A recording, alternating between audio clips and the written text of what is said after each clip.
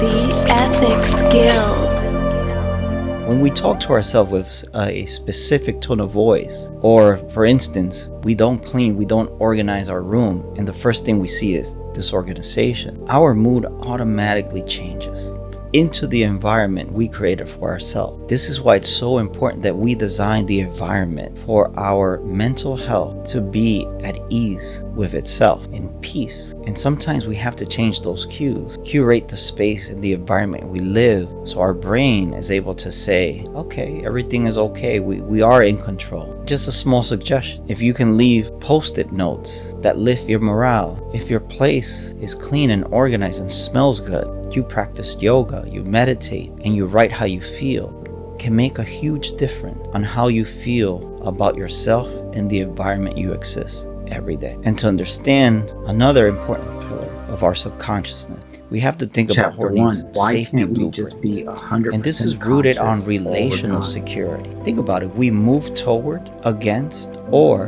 away from others to stay safe from abandonment. Have you ever been in a relationship that was toxic, but you still selected to be there because you didn't want to feel alone, you didn't want to feel abandoned, you were scared of being by yourself? This is exactly what we're talking about. When we do this, we create relational blind spots. We perceive a neutral critique as a total rejection. What I mean with this is, then when we are by ourselves, instead of reconnecting with ourselves with that time we have alone, our head starts to plot and sabotage that you're no longer wanted, that you've been rejected, you're no longer needed. We have to learn how to self-parent ourselves through this emotion. And this happens a lot with foster kids, people that haven't had both parents, or one of parent abandoned them, or boyfriend left, or girlfriend left, or divorce. Your value is never taken away. It's always there. But in order to find that, we need to identify what is going to be our strategy when we decide or a circumstance has put you to be alone. And the first thing we must do is to provide that safety to ourselves internally. I'll give you a good example. Well, things didn't work out, but there's endless possibilities now. And I have time to reinvent myself, to really find what I need and what I want, and pursue the things I couldn't pursue because I didn't have the time.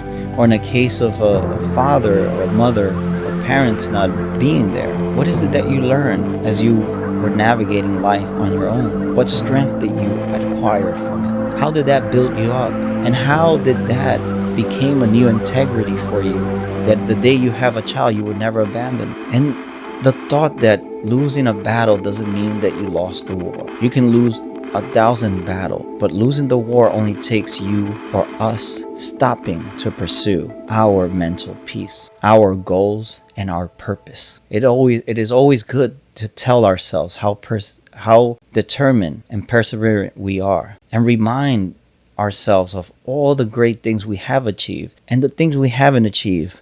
Also be grateful for that, because we do not know if that would have condemned us instead of building us up. And since it never existed, you don't need it, because you already have what you need to have. And as we debate about all this, we also have to think about that voice inside of us, that voice that always talks back. Even myself right now, doing this podcast, I'm talking to you, and yet my subconscious is talking back to me, trying to guide me in the right direction to produce the very best podcast we can possibly do for you. And this is the interesting question. Why does it feel like there's another person inside our heads? Why does the subconscious talks back? Almost like if it exists on its own. But to understand this question, we have to look at what is the modularity of the mind. The brain isn't a single self.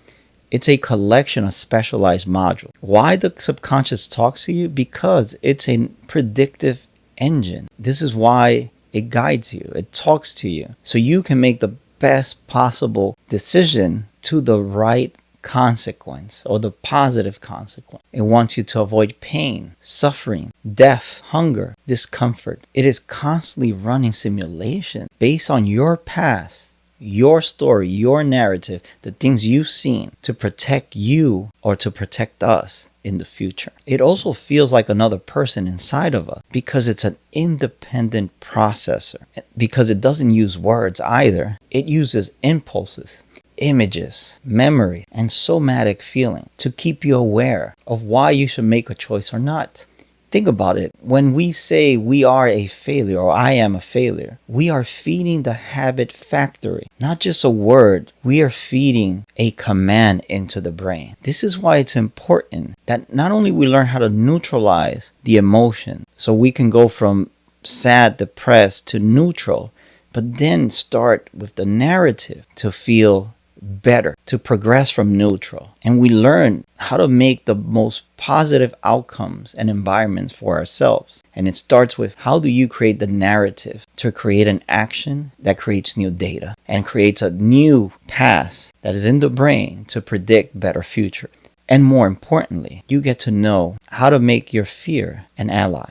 This is why it's important that every time you repeat a thought, you strengthen a neural pathway. This is called long-term potentiation. When you consciously change your internal dialogue, you are using your prefrontal cortex to veto the basal ganglia by simply saying, I am capable of learning from this error, instead of, I am a screw-up, I can never get things right, I'm a failure.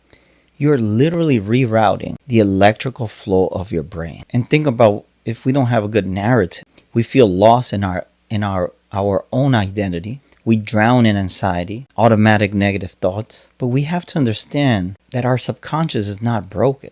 It's just running on an old survival script. Something that was useful before, but it's not useful today. And it keeps you hostage within that past. You're loving the Ethics Guild podcast? Don't want to miss any new episodes? Want to be part of our panel and be our guest? Subscribe, leave us a comment, like, be part of the community of the Ethics Guild podcast. We need more people we need people that are brave, to speak up for what's right, to stand for justice and dignity. Become one of us. Be part of the Ethics Guild podcast community, and let's journal to endless possibility where we all become winners. Don't forget, subscribe.